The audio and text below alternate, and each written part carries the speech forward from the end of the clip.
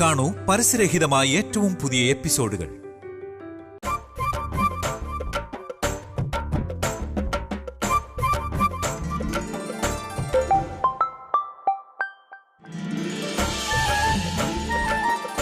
Hello,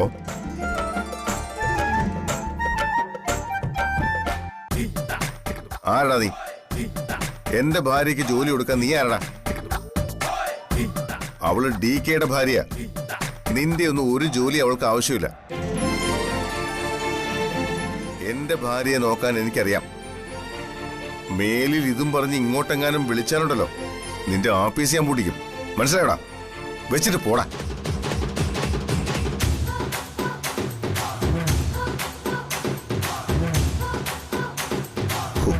ഭാഗ്യം, ആരും കേട്ടില്ല. മയിലിക്കൽ കണ്ണ, ഇത് മതി, അവരൊന്നിച്ചോളൂ.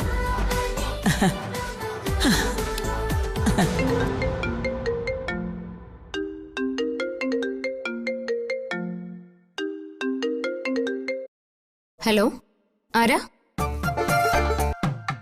ആ, ജോലിക്കാര്യം. ആ,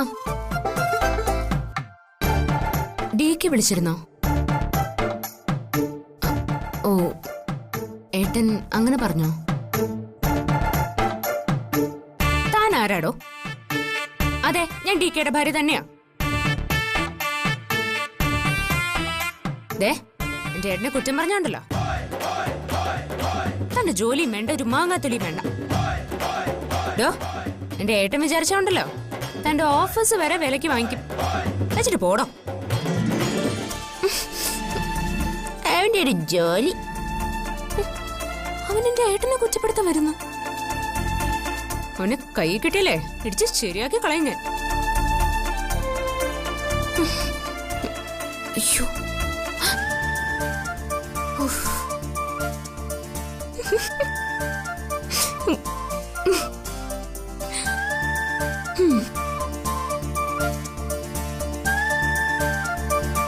ശാലതേ, വൈക്കോല് കെട്ടാനുള്ള വള്ളി കയ്യിൽ തന്നെയാണെന്ന് പറഞ്ഞു കേട്ടിട്ടില്ലേ?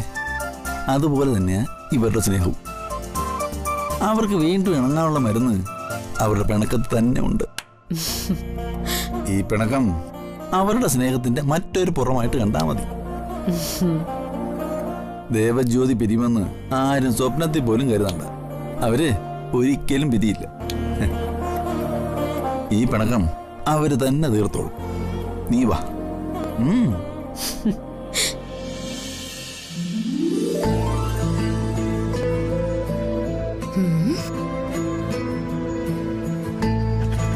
ദുഷ്ടൻ അർജുനെ കൊണ്ട് ഓട്ടോയിൽ ആശുപത്രിയെ കൊണ്ടുപോയിരിക്കുന്നു.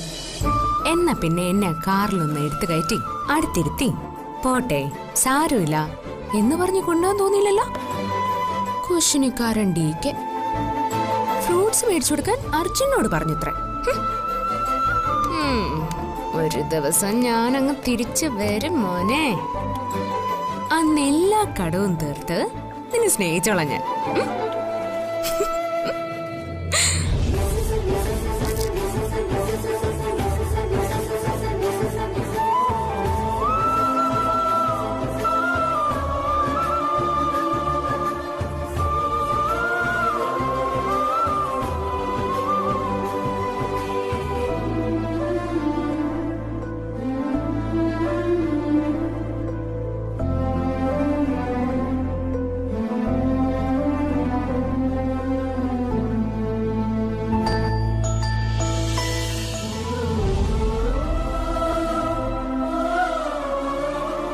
ഈ മടിയിൽ ഇങ്ങനെ കിടക്കുമ്പോ ലോകം മുഴുവൻ നമ്മളിലേക്ക് മാത്രം ചുരുങ്ങി വരുന്നത് പോലെ തോന്നുക.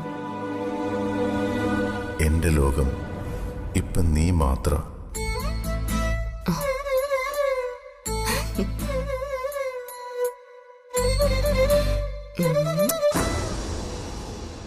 അങ്ങനെ ജ്യോതിയും DKയും രണ്ട് രാജ്യങ്ങൾ പോലെയായി. ജ്യോതിയുടെ ജോലി വരെ DK തടഞ്ഞു. DKയെ നമുക്കങ്ങനെ വിലയിരുത്താൻ കഴിയില്ല സാർ. നമ്മൾ വിചാരിക്കാത്ത ഒരു നീക്കത്തോടെയാവും അവൻ നമ്മുടെ മേൽ ജയിക്കുന്നത്. ആർക്കും പ്രവചിക്കാൻ പറ്റാത്ത സ്വഭാവമാണ് അവൻ്റേത്. ഒറ്റയടിക്ക് വീട്ടിലും നാട്ടിലുള്ള അവന്റെ എല്ലാ ഇമേജും ഞാൻ തകർത്ത് തരിപ്പണമാക്കി തന്നില്ലേ? താങ്ക്സ് ഹേമ. നീ ചെയ്തതൊരു വലിയ കാര്യം. ഒരായുസ് കൊണ്ട് അവൻ ഉണ്ടാക്കിയ മുഴുവൻ പേരും 1 മണിക്കൂർ കൊണ്ട് നീ ഇല്ലാതെയാക്കി. ബിസിനസ് കിങ് ആയിരുന്ന DK നീ പെൺവാണിഭത്തിന്റെ കിങ് ആക്കി. ജ്യോതി ഇനി തിരിച്ചു വരാതിരുന്നാൽ DK തോൽക്കും. പക്ഷേ എത്ര നാൾ? DK എങ്ങനെയെങ്കിലും സത്യം അറിഞ്ഞാൽ എല്ലാം തകരും. പിന്നെ ജ്യോതി അയാൾ കൊണ്ടുപോകും. അവൾ എല്ലാ സത്യങ്ങളും DKയോട് പറയും. അത് സംഭവിക്കരുത്. പേടിക്കേണ്ട മൂർത്തി. നമ്മുടെ ചൂണ്ടയിൽ കുരുങ്ങിക്കിടക്കുക ജ്യോതി. അവൾ ഇനി DKയോട് ഒരു വാക്ക് പോലും പറയില്ല. അതിനു മുമ്പ് ഓരോരുത്തരായി മരിക്കണം. ആദ്യം ആര്? മക്കളോ അതോ മരുമക്കളിൽ ആരെങ്കിലോ? അതോ ഇനിയാ ശിവയോ? ജ്യോതിയെ മുൾമുനയിൽ ഭയപ്പെടുത്തിക്കൊണ്ടേയിരിക്കണം. അവളൊരു വാക്ക് പോലും പറയില്ല. അത് കൊള്ളാം. ജീവനോടെ അവൻ നിന്ന് ഉരുകണം.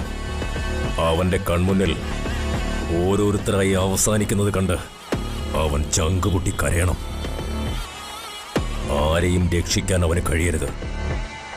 എല്ലാം കൃത്യമായി പ്ലാൻ ചെയ്ത് നടപ്പാക്കണം. അതെ, എനിക്ക് ഉടനെ തന്നെ തിരിച്ചു പോണം. ഇനി അധികം ഇവിടെ നിന്നാ ശരിയാവില്ല.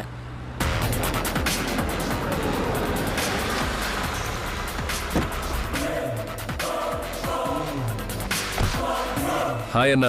Hi Vignesh. How are you? I am fine. എങ്ങനെയുണ്ട് ഓപ്പറേഷൻ DK? നൈസ്. നിനക്ക് വേണ്ടി ഞാൻ അയാളെ കുറെ വെള്ളം കുടിപ്പിച്ചു. താമസിക്കാതെ എനിക്ക് തിരിച്ചു പോണേ. പോവാം. പിന്നെ ഇവളറിയോ? Honey trap ടീമല്ലേ? ഇവരിതുവരെ പോയില്ലേ? അതെ, ആ കമ്മീഷണർ നിങ്ങളെ തേടി നടക്കുന്നുണ്ട്. സൂക്ഷിക്കണം. അത് ഞാൻ ഏറ്റു മേഡം. പക്ഷേ ഒരു ദിവസം ജ്യോതിയുടെ മുന്നിൽ പെട്ടു. കാര്യങ്ങളൊക്കെ വിഘ്നേഷ് പറഞ്ഞു. സൂക്ഷിക്കണം. അവളൊരു വല്ലാത്ത ജനുസ. പോലീസിന്റെ ചോദ്യം ചെയ്യലിനെ പോലും ഭയമില്ല. പക്ഷെ പേടിക്കണ്ട. എങ്ങനെയെങ്കിലും DKക്കെതിരെ തെളിവുകൾ ഉണ്ടാക്കി നിന്റെ ശത്രുവിനെ ജയിലിലിട്ടിട്ടേ ഞാൻ ഇവിടുന്ന് പോകൂ. ഇനി ഒരിക്കലും അവർ ഒരുമിക്കരുത്. അടുത്ത ഇലക്ഷൻ എനിക്ക് നിർണായകമാണ്. അടുത്ത തവണ ജയിച്ചാൽ കേന്ദ്ര മന്ത്രിസഭയിലെത്താൻ സാധിക്കും. DKയും ജ്യോതിയും കൂടി അമലയെ കൊണ്ടുപോയതാണല്ലോ എല്ലാം തകരാൻ കാരണം. തകർന്ന എന്റെ ഇമേജ് വീണ്ടെടുക്കണമെങ്കിൽ എല്ലാം നഷ്ടപ്പെട്ട് തിരിച്ചെത്തിയ എന്റെ അമലെ ഈ പാവം വിഘ്നേഷ് ദയ തോന്നി സ്വീകരിച്ചു എന്ന് വരണം. അതിന് സാധിക്കണമെങ്കിൽ ഇവിടെ ഒരു കൂട്ടക്കുരുതി നടത്തിയേ പറ്റൂ. DK ജീവിച്ചിരിക്കുമ്പോ നിന്റെ ആഗ്രഹം നടക്കില്ല. ഒന്നുകിൽ അയാൾ ഇല്ലാതാവണം, അല്ലെങ്കിൽ ജയിലിലാവണം. കൊല്ലാൻ നിൽക്കണ്ട, ജയിലിലടച്ചാ മതി. ഇല്ലെങ്കിൽ അതും തെരഞ്ഞെടുപ്പിനെ ബാധിച്ചെന്ന് വരും. മൂർത്തി പറഞ്ഞതാ ശരി. ഖദറിൽ ചെളി പറ്റുന്നതൊന്നും തൽക്കാലം ചെയ്യണ്ട. എല്ലാം മറ്റൊരു വഴി ഓപ്പറേറ്റ് ചെയ്താൽ മതി. എന്റെ കരിയറിലെ ഏറ്റവും വലിയ വീഴ്ചയായിരുന്നു എന്റെ കല്യാണം. അതെനിക്ക് തിരുത്തിയേ പറ്റൂ. DK തന്നെ അവളെ എനിക്ക് തിരിച്ചു കൊണ്ടുവന്ന് തരും. എന്റെ ഇമേജിനെ എനിക്ക് തിരിച്ചു പിടിക്കണം. അതിനു വേണ്ടി DKയെയും ജ്യോതിയെയും കുടുംബത്തെയും ഈ ഭൂമിയിൽ നിന്ന് ഇല്ലാതാക്കണമെന്നുണ്ടെങ്കിൽ ഞാൻ അതും ചെയ്യും.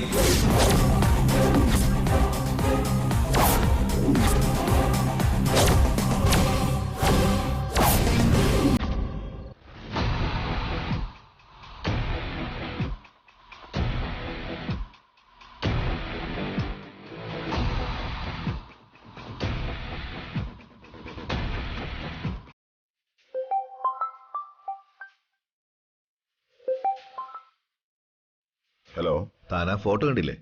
കണ്ടു. അപ്പൊ ACPയുടെ റൂട്ട് ഇപ്പൊ ശരിക്കും മനസ്സിലായി. ഇതുവരെ ഉണ്ടായിരുന്ന സംശയങ്ങൾ ഇതോടെ മാറിക്കിട്ടി.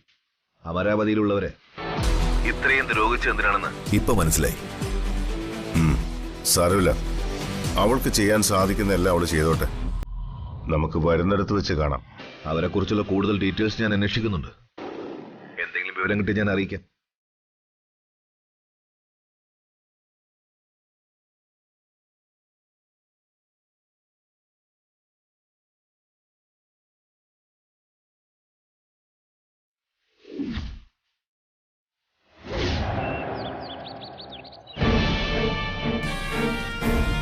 അറിഞ്ഞോ കാര്യങ്ങൾ?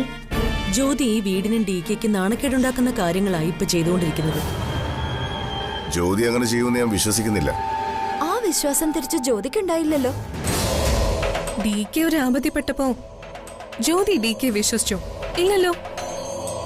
പിന്നെ ജ്യോതിയെ DK ഇപ്പോഴും വിശ്വസിക്കുന്ന എന്തിനാ? ചില വ്യക്തികൾ മരിച്ചാലും അവരെ കുറിച്ചുള്ള വിശ്വാസം നമുക്ക് മാറില്ല. അത് മാറണമെങ്കിൽ അതിന് തെളിവ് വേണം. വിശ്വസനീയമായ തെളിവുകളും സാക്ഷിയും ഉണ്ടെങ്കിൽ ഞാനും വിശ്വസിക്കാം. പല സ്ഥലങ്ങളിലും ചെന്ന് DKയുടെ കെയർ ഓഫില് ജ്യോതി ജോലി യാചിക്കുന്നു. പലരും DKയോട് വിളിച്ചു പറഞ്ഞിട്ടുണ്ടാവുമല്ലോ. ഇല്ല, അങ്ങനെ ആരും എന്നോട് സംസാരിച്ചിട്ടില്ല. സംസാരിക്കുവാണെങ്കിൽ ഞാനത് നിങ്ങളോട് പറയാം. പക്ഷേ അങ്ങനെ ചിലത് കേൾക്കുന്നുണ്ട്. ഏതോ ഒരു പ്ലാൻ നഴ്സറി ചെന്ന് ജോലി അന്വേഷിച്ചു എന്ന് കേട്ടു. നല്ലതല്ലേ? ഏതൊരാളും ജോലി എടുത്ത് ജീവിക്കുന്നത് അഭിമാനകരമായ കാര്യം തന്നെയാ. അതിനെ കുറ്റപ്പെടുത്തുകയല്ല, അഭിനന്ദിക്കുക വേണ്ടത്. ജോലി ചെയ്യുന്നത് നല്ലത് തന്നെയാ.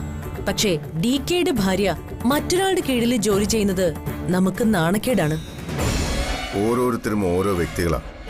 ഓരോരുത്തരെയും മുന്നോട്ട് നയിക്കുന്നത് അവരവരുടെ തീരുമാനങ്ങളാ. മറ്റെന്തെങ്കിലും പറയാനുണ്ടോ? ഇല്ല. അപ്പൊ ശരി, ഈ ചാപ്റ്റർ ഇവിടെ ക്ലോസ് ചെയ്തേക്കൂ.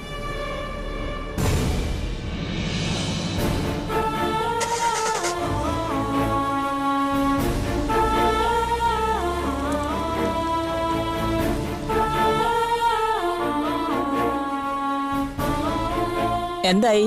എന്ത് പറഞ്ഞവൻ? DK പിടി തന്നില്ല, വഴുതി മാറിക്കളഞ്ഞു. പിടി തന്നാൽ അതിൽ പിടിച്ചു കയറുന്ന ആളുകളാ നമ്മളെന്ന് DKക്ക് അറിയാം. ജ്യോതിയോട് അവൻ ഇപ്പോഴും പഴയ പോലെ സ്നേഹമൊക്കെ ഉണ്ട്. പിന്നെ എന്തിനാ അമ്മയെ ഒളിച്ചു കളി? DK പോയി വിളിച്ച ജ്യോതി വരില്ലേ? അതിന് അവന്റെ ഈഗോ സമ്മതിക്കുന്നില്ലെന്നേ. ഇറങ്ങിപ്പോയവര് തനിയെ തിരിച്ചു വരട്ടെയെന്നാ അവൻ വിചാരിക്കുന്നത്. അതിലവൻ നോ കോംപ്രമൈസ് ആണെന്ന്. ഇനിയിപ്പോ നമ്മൾ എന്താ ചെയ്യണ്ടേ? അമ്മ തന്നെ പറയും. ഇപ്പോഴും അവരുടെ പിണക്കത്തിന്റെ യഥാർത്ഥ കാരണം നമുക്കറിയില്ലല്ലോ. നമുക്കറിയാവുന്ന കാരണം ആ പെണ്ണിന്റെ കേസാ. ആ പെണ്ണില്ലേ ഹേമ, അവളെ വിളിച്ചോണ്ട് വന്ന് സത്യം തെളിയിച്ചാലല്ലേ ജ്യോതി വരത്തുള്ളൂ. അങ്ങനെയല്ലേ അവൾ പറഞ്ഞിരിക്കുന്നത്. ഇനി ജ്യോതി മറ്റു വല്ലയിടത്തും പോയി ജോലി ചെയ്താലോ? അത് DKക്ക് നാണക്കേടല്ലേ? അതവൻ നോക്കിക്കോട്ടെ. പക്ഷെ ഒരു കാര്യം ഞങ്ങൾ തീരുമാനിച്ചു. DKയുടെ ജീവിതത്തിലേക്ക് തിരിച്ച് ജ്യോതി എന്ന് വരുന്നോ അന്നുവരെ ഞങ്ങൾക്ക് ജ്യോതി ശത്രുപക്ഷത്ത് തന്നെയായിരിക്കും.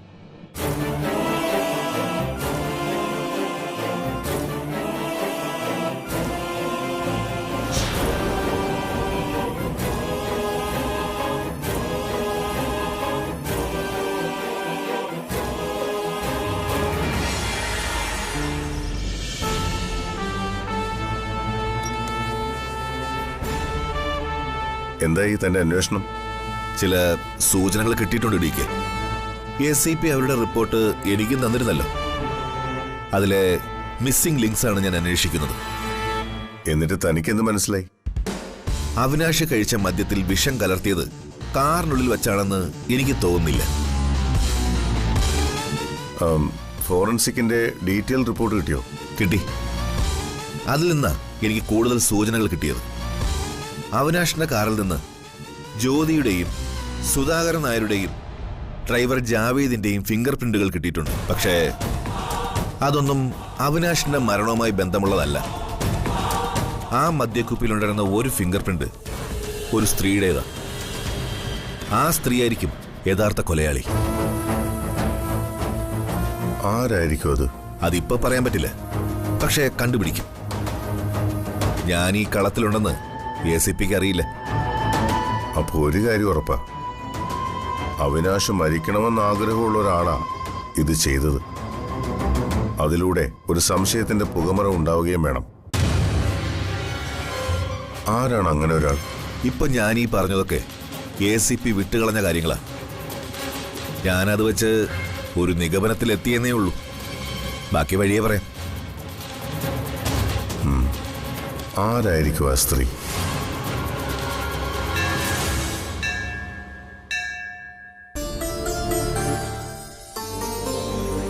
ദേവകൃഷ്ണ, രോഹിണി നക്ഷത്രം, ഒരു ശത്രുസംഹാര പൂജ, ഒരു രക്തപുഷ്പാഞ്ജലി, പിന്നെ ഒരു കുടുംബാർച്ചന. ഇതിനുള്ള റെസിറ്റ് നേരത്തെ എടുത്തോണ്ട് പോയല്ലോ. ആര്? ഇദ്ദേഹത്തിന്റെ ഭാര്യ.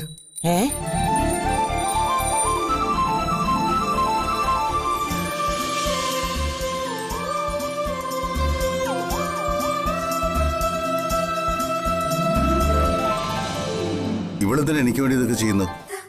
അമ്മ ദേവകൃഷ്ണ അർച്ചന.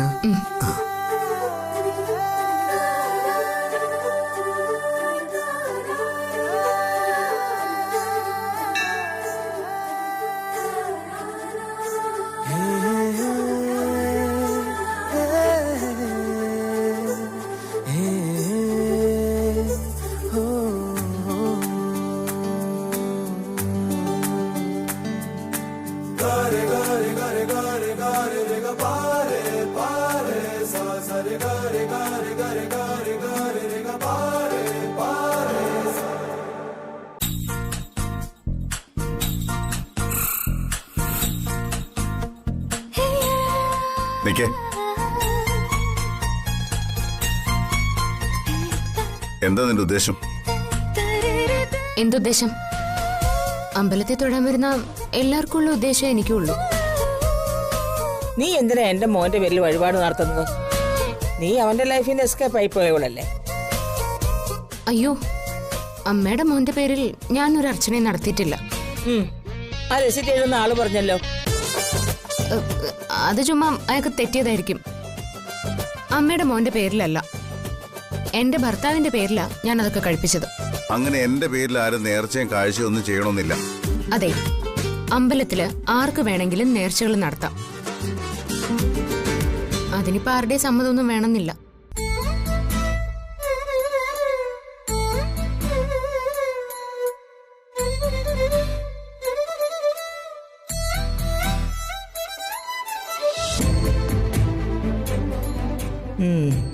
എന്തായാലും ഇവക്ക് ഇവനോട് സ്നേഹമൊക്കെ ഉണ്ട്.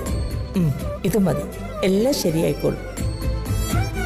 എല്ലാം കഴിഞ്ഞ് നീ തിരിച്ച് അമരാവതിയുടെ പടി ചവിട്ടുന്നൊരു ദിവസം വരും, ഓർത്തോ നീ.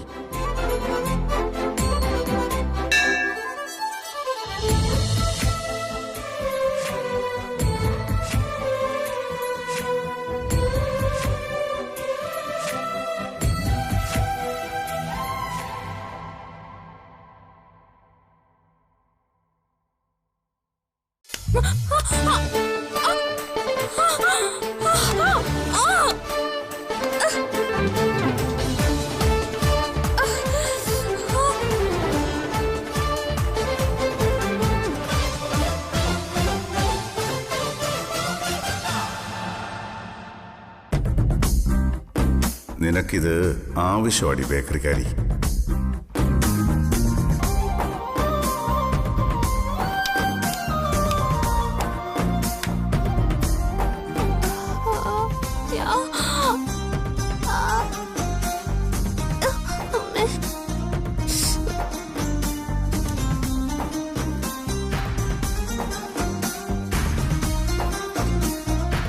അതെ, ഒന്നവിടെ നിന്നേ,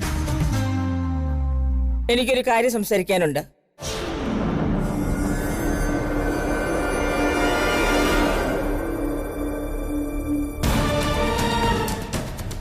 നേരെ നോക്കടി. അതെ, എന്റെ മോനൊരു ലൈഫ് വേണം. അതിനിപ്പോ ഞാനെന്ത് വേണം? നീ എന്റെ മോന്റെ ലൈഫിൽ കണ്ടിന്യൂ ചെയ്ത് പോകുന്നില്ലെങ്കിൽ റിട്ടയർമെന്റ് വാങ്ങിച്ചു പൊക്കോണം. റിട്ടയർമെന്റോ? ഇതെന്താ പെൻഷൻ പദ്ധതിയാ? വൈഫിനുള്ള പെൻഷൻ പദ്ധതി തന്നെയാ ഇത്. നിനക്ക് പക്ഷേ വളരെ റിട്ടയർമെന്റ് തന്നുവിടാനാ ഞങ്ങൾ തീരുമാനിക്കുന്നത്. എന്റെ സണ്ണിനൊരു പുതിയ ലൈഫ് വേണം. അമ്മ എന്തേ പറഞ്ഞു വരുന്നത്? ഞാൻ പറഞ്ഞു വന്നത് നിനക്ക് അണ്ടർസ്റ്റാൻഡ് ആയില്ലേ? നീ എന്റെ മോന് ഡിവോഴ്സ് കൊടുക്കണം.